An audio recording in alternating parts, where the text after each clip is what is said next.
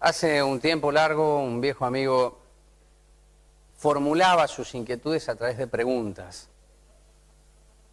Consistía el ejercicio en establecer algún impacto en las conciencias, si es que todavía existen, que creo que sí, aun cuando el nihilismo me acompaña a cada jornada.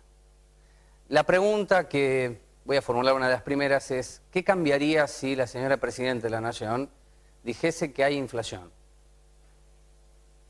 ¿Qué llevaría a eso a un cambio de política estructural del diseño de un modelo económico basado en el consumo y no en la justicia social? Creo que abonaría mucho a la cadena del sentido común, que por estas horas se propaga y genera un consenso en la Argentina, sobre todo en las capas medias, que no me sorprende. Pero deberíamos hacer un ejercicio, por lo menos para resignificar palabras y valores que están, no es que estuvieron, existen. El de la solidaridad, el del compromiso, el de la captura de recursos humanos y no bienes materiales, por lo menos como norte, porque existieron generaciones que fueron motorizando esto de sostener un horizonte y un sueño. El 1 de marzo de este año quedará, por lo menos para mí, en la historia de un relato extraordinario de uno de los mejores cuadros que ha entregado la política actual de la Argentina. Estoy refiriéndome a Cristina Fernández. Hizo una explicación precisa sobre lo que es el consumo y el mercado interno. Y es más, definió aspectos estratégicos que ayer, en la apertura del periodo parlamentario de la provincia de Buenos Aires, Scioli no solamente coincidió, sino que explicó de qué trata.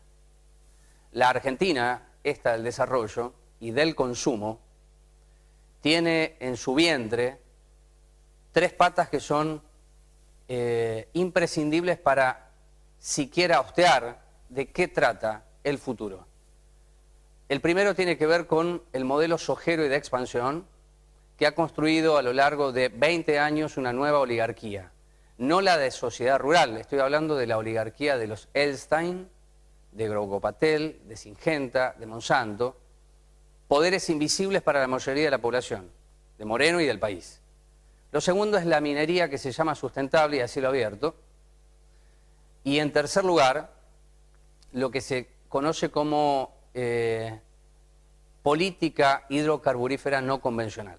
¿Por qué digo esto en el comienzo del ciclo de quórum? Porque si ustedes con atención el discurso de Cristina Fernández, y puede seguir aún cuando le genera resistencia, que no debería en este tiempo, las explicaciones de Axel Kicillof, va a encontrar que la gema y la gallina con muchos huevos de oro se llama la Patagonia Argentina, se llama el sur de nuestro país, vaca muerta. Parece que ahí está situada la riqueza y la posibilidad de que nosotros sigamos viviendo en un mundo de consumo, no de desarrollo. Pues esto lo entiendo en esto de resignificar el desarrollo, es un mejor vivir. Y el mejor vivir es estar con otro, comulgar con otro, construir con el otro, soñar, no desde la cuestión de determinismo histórico, sino nuevos sueños, capturando cuestiones que son ideológicas, claro está, de otro tiempo, para desmontar un relato. Ahora bien, si Cristina Fernández de Kirchner, con su capacidad oratoria y su poder, puede dirigirse como una directora de escuela enojada ante sus comensales, digo diputados y senadores, generar aplausos aun cuando dice que tiene que encontrar un mecanismo de coincidencia con los sectores más de derecha de este país, y estoy hablando de una ley antipiquetes que va a salir de forma express, y eso genera aplausos. Antes de cuestionar a la Presidente, uno se tiene que preguntar, y vuelvo a lo que me decía un viejo amigo, se tiene que preguntar por qué. ¿Por qué tiene legalidad para hacer eso y legitimidad? Porque creo que el sistema capitalista y el modelo de consumo ha generado una política de posibilismo y de reformismo que vastos sectores de clase media y organizaciones sociales y sindicales lo abrazaron como la plataforma para llegar a un pseudo-socialismo. Y entonces ahora, cuando en la vuelta, el giro del ciclo, como ha ocurrido a lo largo de la historia de Argentina, una devaluación tiene sentido si tiene impacto en la masa salarial, esto es recorte de salarios, por lo tanto un ajuste, si no, no es devaluación. Esos sectores que acompañaron hasta ayer, con sus discursos, con sus proclamas y sus posiciones, que este era un modelo de acumulación y de crecimiento, hoy se ven en la encrucijada de decirle a sus afiliados que es un modelo de inclusión y crecimiento, cuando ellos sienten en su bolsillo que lo que tenían ayer no les alcanza. Por lo tanto, estamos en las vísperas de un conflicto que no tiene categorías para analizarlo desde el pasado, sino del presente y mirando el futuro. Y allí me parece que quien más sacó ventaja es la clase política. Gran parte de la dirigencia de este país, que hoy nos señala a todos, que tenemos la posibilidad de sufragar cada 2 años, que si queremos establecer algún cambio, tenemos que armar un partido político y ganar una elección, son los mismos que se escondían como ratas en el año 2002. Entonces también tenemos que preguntarnos qué nos pasó a nosotros como sociedad.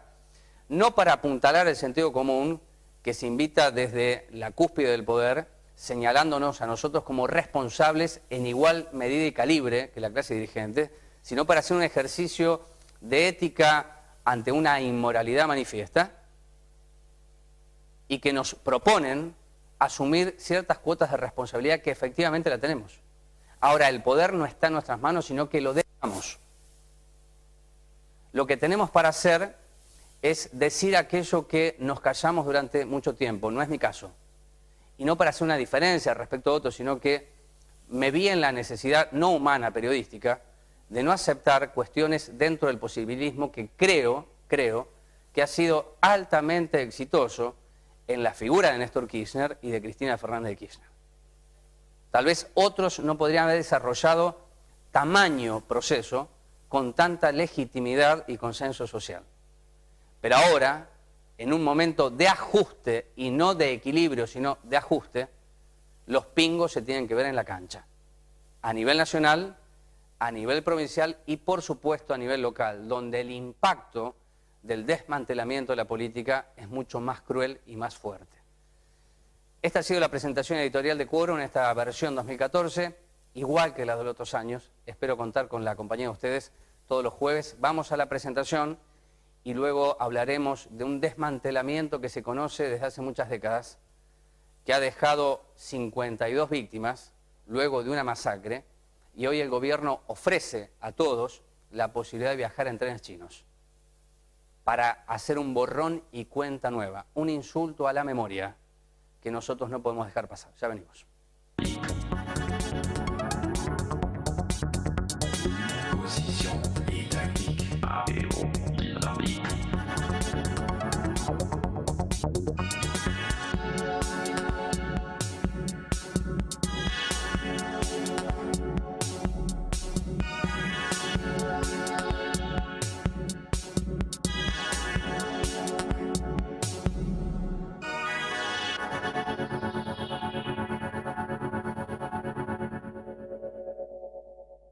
Tiendo a hacer un ejercicio de memoria de lo abordado por este programa en los años 2011, 2012 y 2013.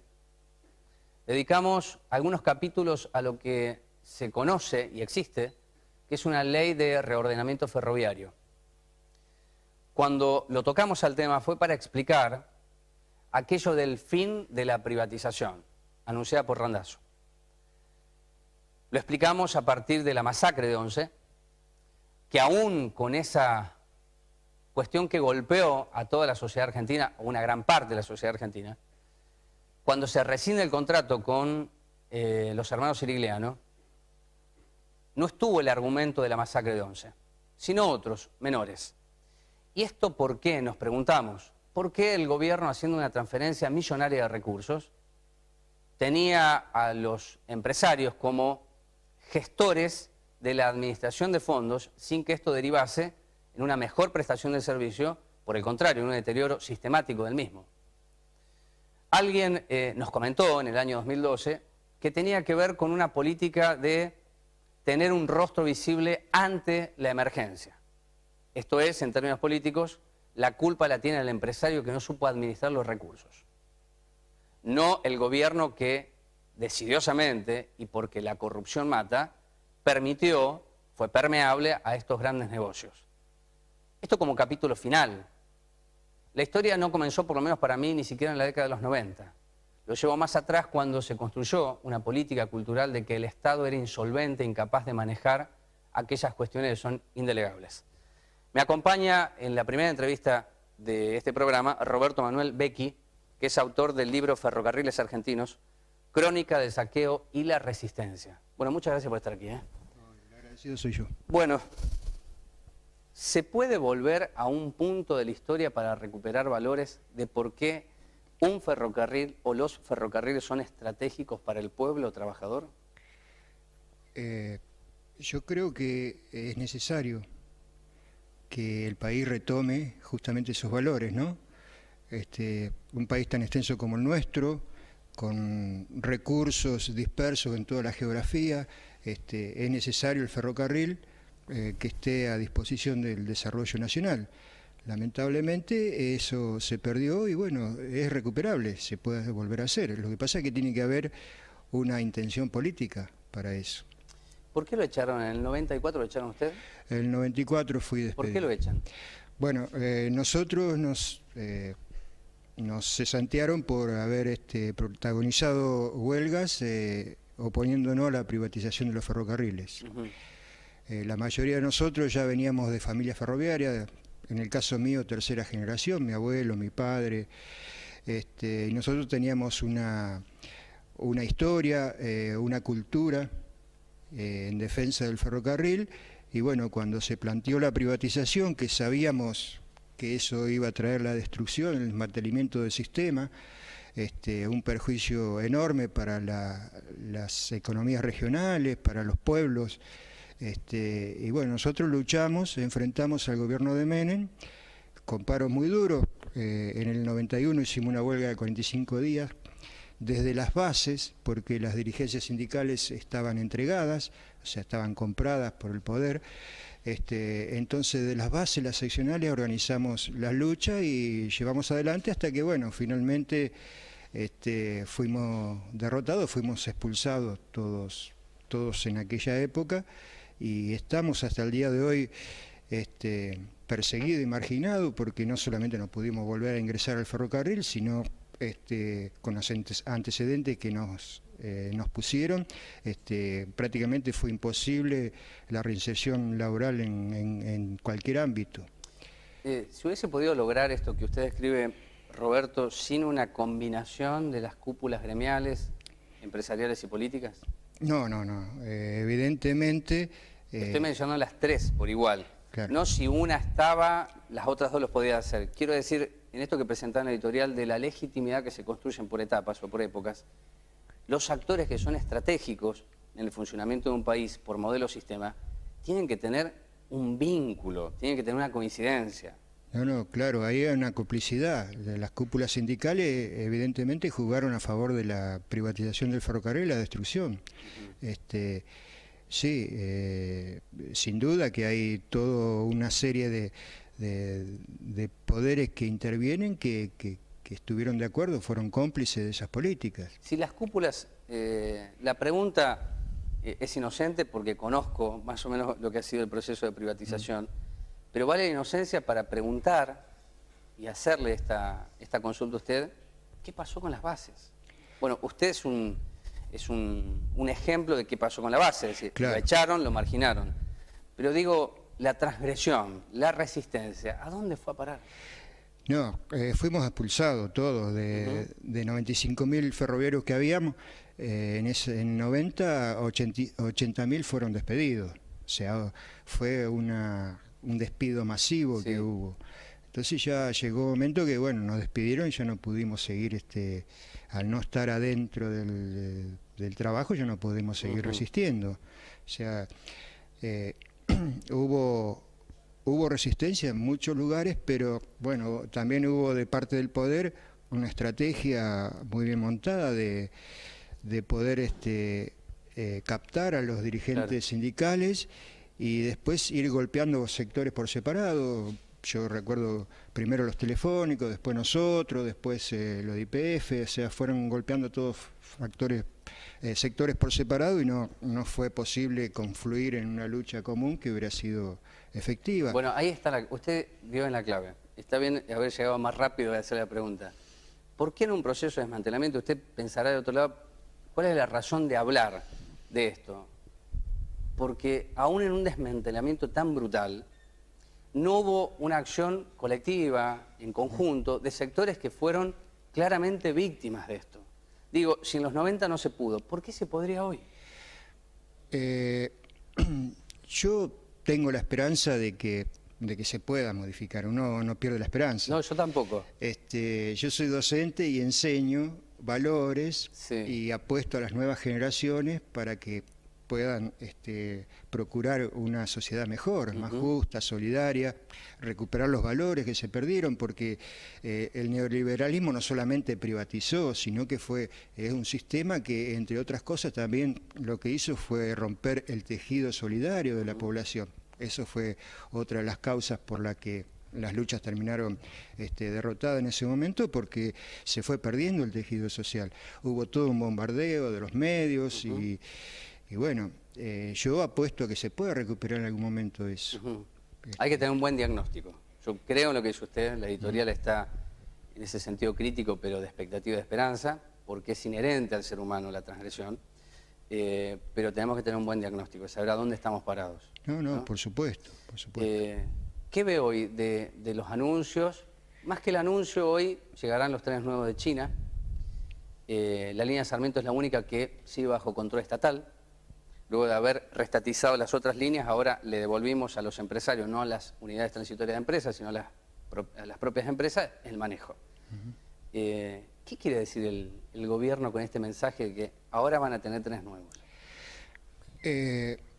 Primero, hay todo un discurso que no es totalmente real. Es decir, el desmantelamiento del ferrocarril fueron durante 2 décadas, durante 20 años, de los cuales 10 años estaban bajo la autoridad de este gobierno.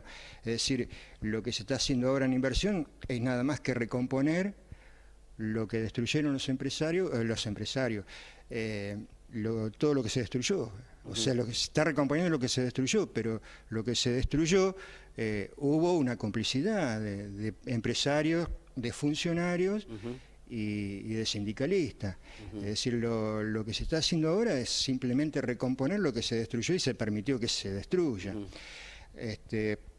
Nosotros, bueno, realmente teníamos la expectativa de otra cosa, que se pueda recuperar la industria ferroviaria nacional. Acá se fabricaban locomotoras, vagones, coches eléctricos, o sea, es difícil porque fue todo desmantelado y lleva tiempo hacerlo, pero nosotros aspirábamos a que hubiera un proyecto que tendiera a eso, ¿no? A recuperar los ferrocarriles, recuperar la industria ferroviaria. El tema de los equipos comprados a China, bueno, nosotros tenemos algunas reservas, sobre todo con los contratos, pues son contratos, lo que se llama llave en mano, donde los argentinos no pueden hacer ni siquiera una reparación. O sea, si acá los operarios hicieran una reparación, tendrían que pagarle a los chinos por hacer la reparación, porque el contrato prevé que ellos van a ser de por vida los que provean los repuestos para los trenes y las reparaciones. Bueno, la matriz no se toca, ¿no? Claro. ¿No? Así como los sirileños tenían los talleres de Enfer, ahora van a tener los chinos, ¿verdad? Claro, es una matriz. Es una matriz. Bueno, por eso nos parece que, bueno, es muy diferente a los contratos de decisiones anteriores, porque en la época de los 60 y después de los 80 se compraron los trenes Toshiba a Japón y se hicieron bajo otras condiciones contractuales. Entonces esos trenes se podían reparar acá por Operario Argentina porque tenemos gente capacitada, teníamos los talleres montados, todo. estos contratos nos parecen un poco, en ese aspecto, cuestionables. Pero bueno, ¿qué va a ser? Lamentablemente llegó a tal nivel de destrucción las unidades extractivas que, bueno, tienen que ser renovadas, ¿no? Roberto, le hago la última pregunta y le agradezco mucho la participación en el programa. Yo les voy a pedir a Cari, bueno, este es un libro, búsquenlo, es un libro que no es que explica el desmantelamiento, solamente explica dónde estamos, ¿sí? No es un libro de descripción crítica solamente, sino es un llamado a la comprensión de por qué nos pasó esto. Y solamente comprendiendo lo que nos pasó vamos a establecer alguna línea posible de esperanza y expectativa para mejorarlo. Sí. Usted participó hace pocos días en una actividad que se hizo aquí en la Plaza Mariano Moreno. Sí. Yo estaba ahí y hubo dos familiares, creo que después llegó María Luján, dos familiares de víctimas de la masacre de Once. Sí. Y una de ellas dijo algo muy sentido: ¿por qué somos tan pocos? Y entonces yo me fui con esa palabra o esa frase, y siempre fuimos pocos, ¿o no? Sí. En el sentido de interpelar lo que pasa. Sí. Quizá ahora más porque, como decía, se rompió un poco la solidaridad, sí, ¿no? Claro. Que había en la sociedad. Lamentablemente es así. Cuesta que uno tenga empatía, ¿no? Por aquellos que sufren una desgracia o que sufren alguna circunstancia difícil. Nosotros en la lucha en los 90 tuvimos mucha simpatía de la población, nos apoyó abiertamente. Ahora yo creo que hoy en día sería más difícil eso, porque bueno, se perdió un poco eso, se perdieron algunos valores que teníamos como sociedad, y bueno, pero hay que aspirar a volver a rescatarlos, ¿no? Porque creo que eso es lo que nos va a hacer un país más libre, justo, ¿no? Y tener una sociedad más equitativa y más unida. Roberto, usted es docente, ¿verdad? Sí. Y cuando hoy da clases, sí. ¿encuentra esa mirada en algunos jóvenes que es, quiero cambiar esto? Yo soy docente en el Partido de La Matanza, en Rafael Castillo y en La Ferrere. Son dos lugares donde hay situaciones económicas y sociales muy particulares. La realidad que nosotros vemos es que hay falta de trabajo, hay falta de expectativa en los jóvenes, principalmente porque le cuesta conseguir el primer trabajo, y más allá de que van, estudian, se forman con mucho sacrificio, hay un contexto social que les resulta muy difícil. Entonces eso trae aparejado que puedan existir otros tipos de problemas, como son la adicción a drogas y la vagancia, y bueno, hay un montón de cosas porque la gente va perdiendo la expectativa. Nosotros lo que queremos, siempre insistimos, ¿no? En mostrarle nuestra propia historia y en mostrarle que es posible otra vida, que es posible a través de la formación, a través de capacitarse y de procurar, es posible por medio legítimo poder avanzar, poder ser mejores personas. Muchas gracias por estar aquí. No, el agradecido soy yo. Gracias bueno, a usted. Esta pregunta final que le hacía Roberto, ¿estoy en esta? Sí. Me lleva a comentarles a ustedes algo que no tiene que ver con los ferrocarriles, porque en definitiva esta charla con Roberto, con el compañero, busca recuperar algo que para mí es inherente a nosotros, que es la capacidad de transformación. Mirando al otro, escuchando al otro, más que diciéndole al otro qué hacer. Cuando le pregunté a Roberto qué encontraban los jóvenes, bueno, no es la misma mirada de otro tiempo, porque esta es una época diferente, donde las comunicaciones son el soporte y pueden llevar a un protagonismo positivo o altamente negativo. La Escuela 66 de Moreno está en Arcos de Güemes. Lo digo esto para no olvidarme porque me parece central. Sufrió un acto vandálico hace 2 semanas atrás Y entonces la directora convocó a las docentes, se llamó a la policía, se hicieron presentes algunos padres y se les instruyó a la policía con algunos datos de dónde estarían los ventiladores, las heladeras, bueno, todo aquello que puede tener una escuela. Lo sustancial de lo ocurrido es que la comunidad no esperó que la policía traiga las cosas, sino que fue adelante de la policía. Y cuando se llegó a la casa de un pibe que fue a la escuela y que había participado del acto vandálico, se le habló a ese pibe y se generó un movimiento realmente extraordinario que no lo idealizo, sino que lo tomo y se lo ofrezco a usted para que vea que sí se puede. Porque fue el barrio moviéndose, ya que la información circuló que estaban las otras cosas en otras casas. Y terminó esta historia con los pibes que habían robado la escuela llevando lo que habían sustraído. Y cuando ingresaron al gran salón de usos múltiples, los padres, los docentes y la directora los aplaudieron. Vaya enseñanza, vaya acto de justicia y vaya forma de incluir. Pausa la primera, ya venimos.